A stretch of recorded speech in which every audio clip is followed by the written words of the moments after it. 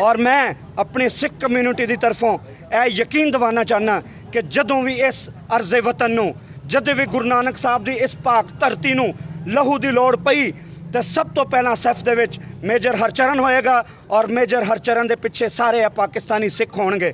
मैं सिर्फ पाकिस्तानी सिखां दा भी नहीं कहंदा, पूरी दुनिया के सिख।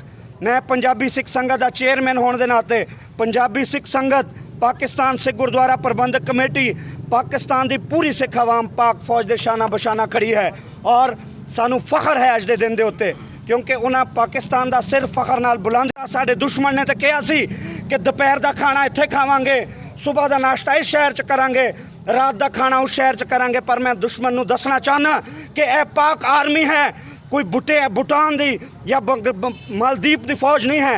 यह पाक आर्मी है। उन्होंने लोहे के चने चबाए साडे उन्होंने जवानों ने शहादतां दे के। पाक आर्मी, पाक